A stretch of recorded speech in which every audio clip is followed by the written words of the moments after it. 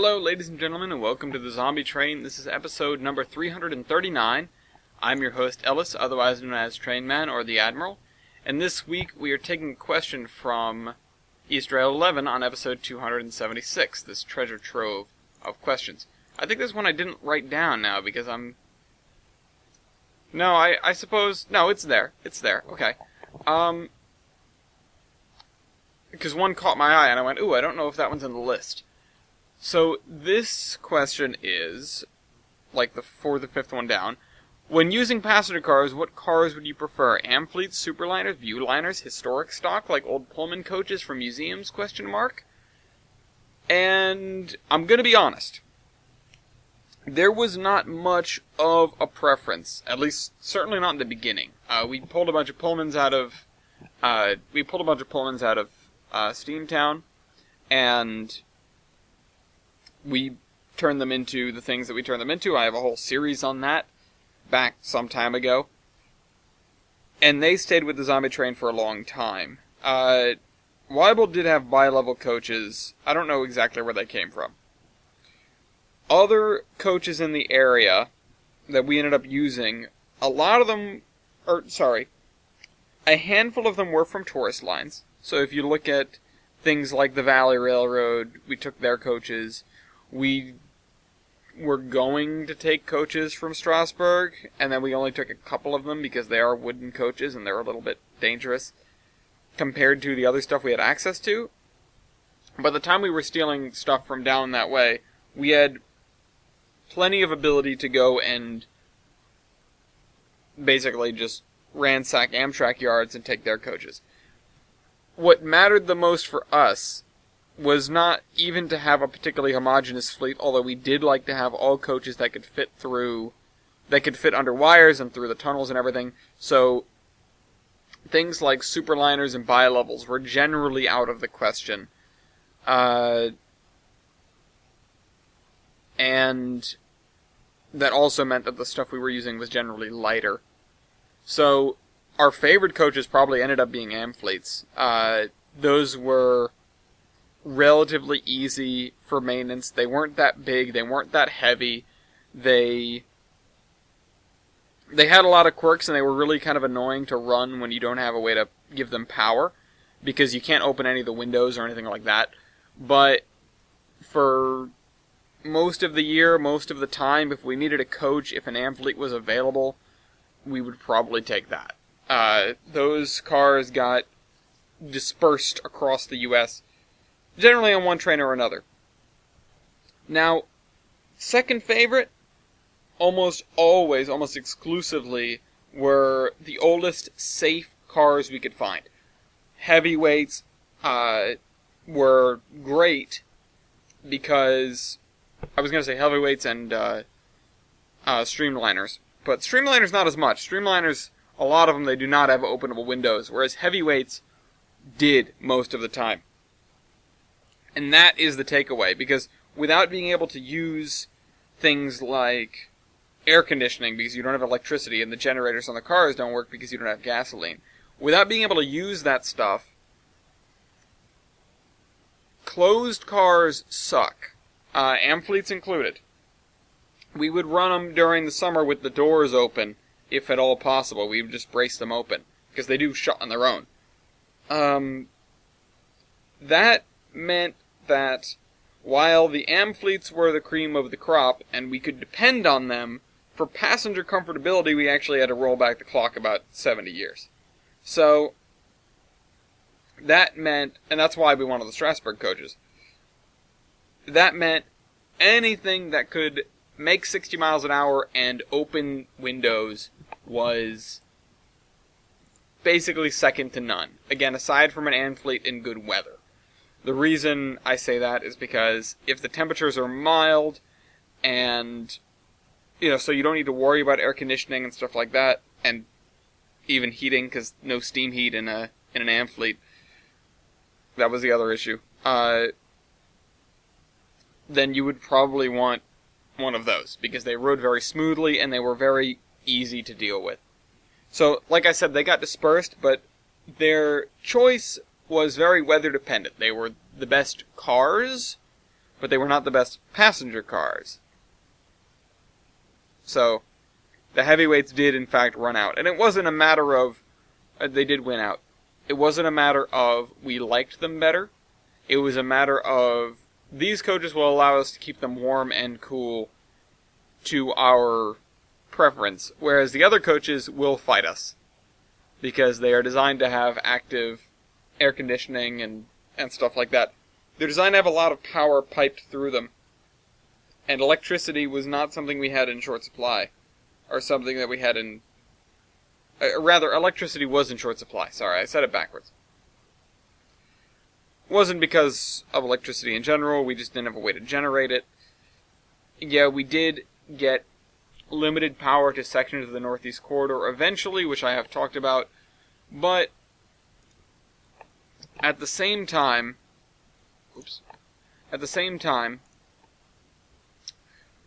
it was naive of us to think that we would be able to give power to our trains in any significant capacity for any significant length of time. There were a couple of generator cars, but they needed fuel that we didn't have. We started experimenting with our own generator cars, retrofitting old ones to have their own boilers and to generate electricity with those, and then we realized it was way more trouble than it was worth. And despite the fact that we produced, I think, maybe half a dozen of them, it just never felt like it made sense.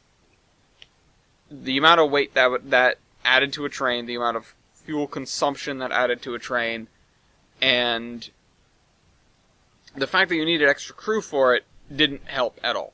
So, that's passenger equipment. I mean, there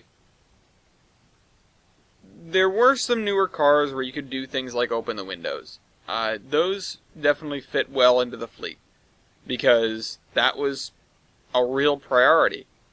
Now, we ended up having to rotate cars out because they got too worn down. Cars with friction bearings, or plane bearings, whatever you want to call them, they were less than stellar, so we would sometimes endeavor to get an older car body and swap the trucks with something newer, which led to some really weird pairings. Somebody had the idea to swap old car bodies onto the best trucks that we could find, which were, in that particular case, Superliner trucks, which are not designed to pair with a heavyweight car body, but we wanted to make that work. It didn't work. So we ended up with a bunch of Superliners that were kind of useless, because we had taken the wheels off and knocked them over. Not really on purpose, but it was the easiest way to do it. We weren't pushing them over for fun, is what I mean. I think there are still a couple sitting outside the office here in Quonset. So, yeah, there were issues with running that old equipment, but there were more issues with running newer equipment, as previously stated. Now, very few trains had dedicated passenger consists. The passenger cars, they got dispersed so much because they really floated around with demand. There were cars that we used pretty much exclusively for troop trains, and they tended to stay together. But that wasn't a guarantee, because somebody might come along and they need to travel. And yeah, we can squeeze 1 or 2 or 5 people in a caboose for a day or two. But it gets a little bit muddy and difficult when it's, a dozen people and 3.5 days across, most of the continent. That's when you want at least a coach, if not maybe a sleeper. We did like to drag sleepers out of museums or use Horizon sleepers where we could, but of course Horizon sleepers had the same issue that the Amfleets did, where they just were not well equipped for what we were trying to do with them. We had no way to give them power, we had no way to get the toilet systems running and the lights running and heat and cooling and none of that. There was no way for us to get those things to work. The steam generation, or the steam power generator cars, they ended up floating around on what were effectively our heaviest traveled passenger routes. So we're talking like give or take, the route of the California Zephyr and the Empire Builder and the Lakeshore Limited. So, we had at least 4 of them, because there was one assigned to each of those, and one of the legs being the Boston leg and the New York leg of the Lakeshore Limited, although the New York leg went down the other side of the Hudson and went into New Jersey, and then down towards Philadelphia. No, we changed that. We ended up running it like the Pennsylvanian instead. We ended up running it like the Broadway. We came in the other direction, because that's what ended up making more sense. Once we had the motive power and the consists to run trains like that. And of course, they wouldn't meet up in Chicago. They would meet up outside of Chicago at a yard that was somewhere to the south. Now, these days we can use a lot of the old stations because we've cleared out all those areas. But back then, when we started doing it, it was way too dangerous to go that close. And so we had a makeshift terminal for our California Zephyr, Empire Builder, and our Lakeshore Limited and Pennsylvanian, and there was one more train that its name is escaping me. I think it was something that ran into the south. It wasn't an Amtrak route, so I don't remember what we named it. But it ran... No, you know what? It might have been the city of New Orleans. Because we did run to New Orleans, but we ran to outside of New Orleans. We could have run in, because the city wasn't that bad, and it had been taken care of by the hurricane. But... This was such an old plan. It was a really, really old plan, and it was a real flash in the pan, like, ooh, we can run passenger services now. We can run dedicated passenger service. How cool is that? Dedicated passenger services turned out to be like 3 or 4 cars maximum on a freight train. You would just stuff them at the front with the steam generator car and call it a day, and you would still have to have a caboose at the back because somebody had to protect the rear end. But, it's the closest thing we got, and that's, now that I'm thinking about it, maybe the reason I can't come up with a name for the 3rd train, the 5th train, which was probably the city of New Orleans, is, I think, because we didn't even assign names to them. That might have happened after the fact. We definitely didn't plan it. We had Amtrak routes that we wanted to copy or emulate. There were places that we had to avoid, of course, but anyway. So yeah, we would stick a sleeper and 3 cars and the generator car onto those trains. We'd generally try to pick more modern stuff because they had the generator cars, and that also left more of the older stock for us to use on other lines. Or other passenger moves, I guess. So, again, it was a real flash in the pan. It came and went.